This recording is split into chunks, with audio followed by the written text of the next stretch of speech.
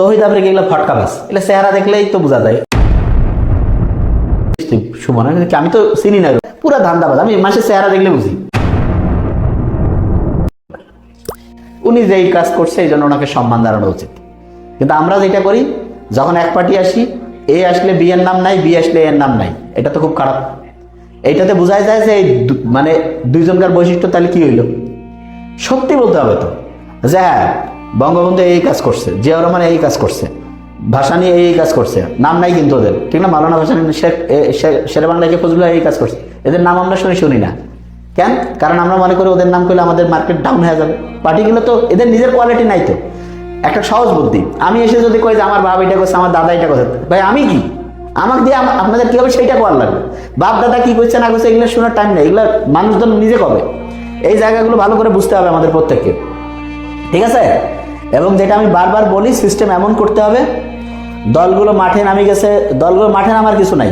মূল ব্যাপার হচ্ছে, মূল জিনিসটা আমি বলি, আমার যে জিনিসটা খুবই সহজ কথা, যে হচ্ছে এদের তাড়াহুড়া কি কারণে, সেটা এতদিন যে এই যেই সরকার চলতেছিল, স্টুডেন্টরা না নামলে কি আগামী 5 বছরে আমরা যাইতো? পাইছে কোনোদিন? পারে না। জীবনকে দিছে, স্টুডেন্ট দিছে, হ্যাঁ সবারই ছিল। এখন দেশটা যেভাবে চলছে এইভাবে চলবে না, সহজ কথা। দেশের চেঞ্জ আনতে হবে। চেঞ্জ আনা মানে কি? যার কোয়ালিটি সবচেয়ে বেশি সে হবে, তার সমস্যা কি? আমি তো এটা বুঝি না। এই যে স্টুডেন্ট যারা হচ্ছে কোঠার সংস্কারে আন্দোলন করছে, তাদের মূল চাওয়াটা কি ছিল? যে সবচেয়ে মেধাবী সে যাবে। এটা কি এইরকম যে আমরা কোঠার আন্দোলন এরা করতেছে, ভাই আমাদের চাকরি দাও, এটা তো না। যার সবচেয়ে যোগ্য হবে সে। এই যে গোটাল সিস্টেমটা যদি চেঞ্জ হয়, সংস্কার হয়, নির্বাচন ব্যবস্থাটা যদি সুন্দর হয়, তাহলে সুবিধাটা কি? দেশের সবার লোকের হবে। এটা কি এমন যে এই সিস্টেম এমন বানিয়ে দিচ্ছে এই লোকটা হবে? নো, যে সবচেয়ে কোয়ালিটি হবে সেইটা। সৎ প্লাস হচ্ছে দক্ষ। আমি আবার বলছি, সৎ হইতে হবে।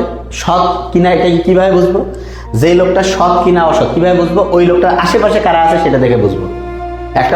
একটা লোক নিজে অভিনয় করতে পারে, কিন্তু তার আশেপাশের লোকজন দেখে যদি দেখি সব চোর বাটপার গাঁজাখোর দান্দাবাজ ঢুকছে, ওই লোকটা খারাপ। বাংলা কথা। আমরা অনেক সময় আগে কি করতাম, যে আমাদের হচ্ছে ইনি ভালো বাকি সবাই খারাপ। এটা একটা ফালতু মার্কা কথা। যে ভালো হবে তার চতুর্দিকে ভালো লোকই থাকবে, যে খারাপ হবে, অনেকে কয় ভাই রাজনীতি তো ভাই আমাদের ম্যানেজ করা লাগে। কিসের ম্যানেজ রে ভাই? চোর বাটপারের সাথে আবার কিসের ম্যানেজ? ওগুলো সব ডিলিট করো। যে ভালো লোক তাকে নিয়ে রাজনীতি করো। চোর বাটপার আছে 5 থেকে 10% লোক, কিন্তু ওই 5 থেকে 10% হচ্ছে যে টাকা খায়, টাকা দিয়ে মানুষ ধরে আসে। সর্বোচ্চ 20% আছে, ভালো লোকে তো বেশি আছে।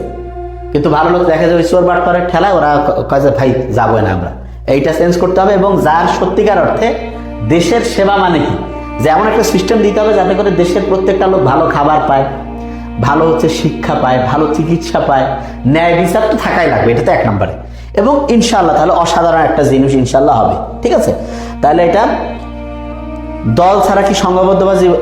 দল তো সবাই মিলে আছে, গোটা দেশটাই তো, বাংলাদেশটাই তো একটা দল। এটা আবার কি? আমার কথা খুবই ক্লিয়ার।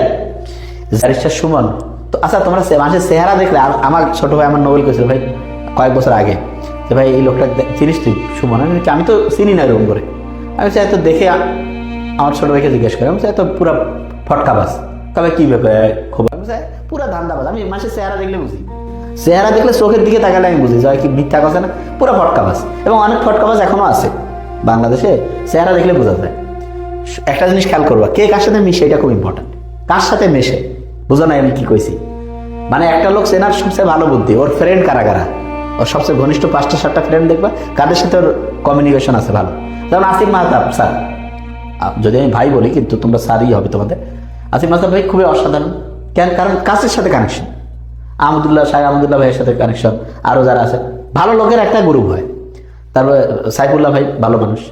আর খারাপ চোর বাটপার গেলে এগুলো একটা গ্রুপ হয়। ওই যে তোমার এখন নাম বলি, ওই যে টাকার কি বলবো, ওই যে প্রধানমন্ত্রী শেখ হাসিনা যে বেহেস্তে সার্টিফিকেট দিল, কি কফিলউদ্দিন সালেহ, লোকটা অনেক জানে, কিন্তু কি করলো, সার্টিফিকেট বেসাস, মানে জ্ঞান থাকলে হবে না। লোকটা কিন্তু জানে অনেক, কিন্তু পুরা মানে এটা বলা খারাপ লাগে, কিন্তু দুঃখজনক যে এটা কি একটা অন্ধ হইলে কি হবে, একটা নিরপেক্ষতা নেই। আলেম মানে কি, একজন জানলে হবে, তার সচেতনা না থাকলে আলেমের কোনো দাম নেই, ঠিক আছে? তৌহিদ আফ্রিকা এগুলো ফটকাবাজ, এগুলো চেহারা দেখলেই তো বোঝা যায়। মানে এগুলা কি বলবো, আমি এগুলোর নাম নিতে চাই না ভাই, কারণ আমি এই যে সমালোচনা জিনিসটা খারাপ। তবে